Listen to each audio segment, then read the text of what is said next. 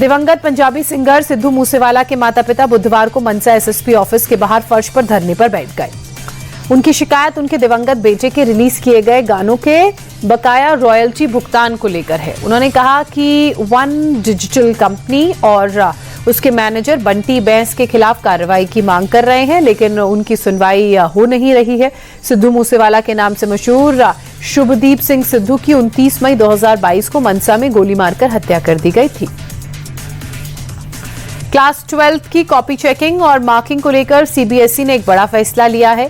CBSE ने class 12 के लिए एक बार फिर ऑन स्क्रीन मार्किंग यानी कि ओएसएम शुरू करने का फैसला किया है। इसका सीधा मतलब यह है कि सीबीएसई बोर्ड 12वीं कक्षा के छात्रों की कॉपियां अब डिजिटली चेक करेगा। ऑन स्क्रीन मार्किंग फिर शुरू करने का मकसद असेसमेंट प्रोसेस में एफिशिएंसी, ट्रांसपेरेंसी और एक्यूरेसी को बढ़ाना है। उज्जैन में मुख्यमंत्री डॉक्टर मोहन यादव ने सिंहस्थ की तैयारियों को लेकर समीक्षा बैठक की। सीएम ने कहा, सिंहस्थ महापर्व का आयोजन विश्व के लिए अद्वितीय है, श्रद्धालुओं को हर सुविधा दी जाए। अधिकारियों को चेताते हुए सीएम ने कहा कि अगर किसी अधिकारी को लगता है कि वे काम नहीं कर पा रहे हैं तो वो अपने सीनियर अधिकारियों को बता दें, जिससे बेहतर काम करने वाले अधिकारियों को नियुक्त किया जा सके। पटना सिटी के चौक थाना क्षेत्र में दिन दहाड़े हत्या की ऐसी वारदात घटी कि हर कोई हैरान रह गया। उसकी सीसीटीवी फुटेज सामने आई है। दिल दहला देने वाली इस घटना में शख्स पर दूसरा शख्स अचानक चापर से गले पर वार कर देता है। तब तक लगातार 6-7 वार करता है जब तक उसकी मौत नहीं हो जाती। इसके बाद आराम से हत्यारा हाथ में चापर लिए पैदल ही निकल जाता है। वारदात के समय वहां मौजूद लोग इसका विरोध भी नहीं कर सके। मृतक मोहम्मद रईस पेशे से दर्जी का काम करता था। पुलिस ने बताया कि मामा की हत्या करने वाले भांजे को गिरफ्तार कर लिया गया है। कानपुर लंबोर्गिनी मामले में पुलिस को बड़ी सफलता हाथ लगी है। आरोपी शिवम मिश्रा, जो 4 दिन से फरार चल रहा था, उसे उसके घर से गिरफ्तार कर लिया गया। कुछ दिनों पहले कानपुर में शिवम मिश्रा ने अपनी लंबोर्गिनी से कई लोगों को टक्कर मारी थी, उन्हें कुचला था। शिवम को बचाने के लिए परिवार ने अपने ड्राइवर को ढाल बनाकर कोर्ट में पेश किया, लेकिन पुलिस के बयान के आधार पर कोर्ट ने ड्राइवर की सरेंडर की पेशकश को ठुकरा दिया। इसके कुछ ही घंटे बाद शिवम की गिरफ्तारी भी हो गई।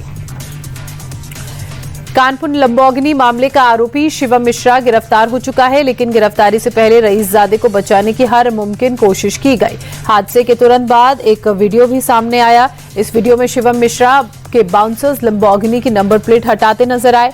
नंबर प्लेट इसलिए हटाई गई ताकि गाड़ी की पहचान न हो पाए और शिवम मिश्रा कानूनी कार्रवाई से बच जाए।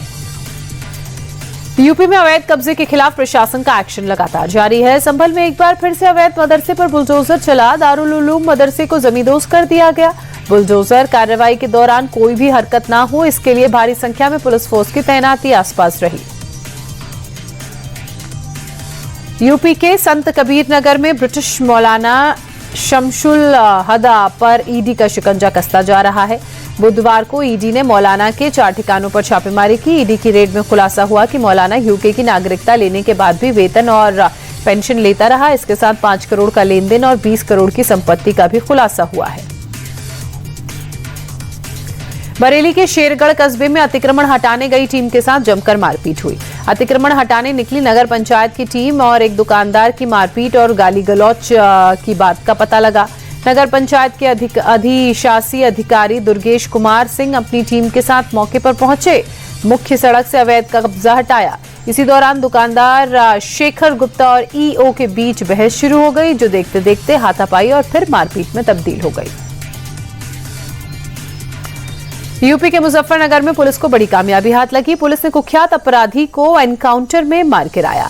अमजद पर 50,000 का इनाम घोषित था। उस पर हत्या, लूट और चोरी समेत 40 केसेस भी दर्ज थे। मुठभेड़ के दौरान दारोगा और सिपाही घायल हुए, जिनको अस्पताल में इलाज के लिए भर्ती कराया गया।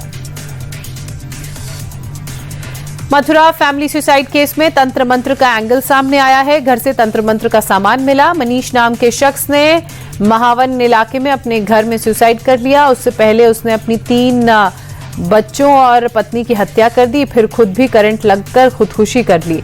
मनीष नाम के शख्स ने मौत से पहले एक वीडियो बनाया, जिसमें उसने कहा कि अपनी मर्जी से वो और सभी लोग आत्महत्या कर रहे हैं।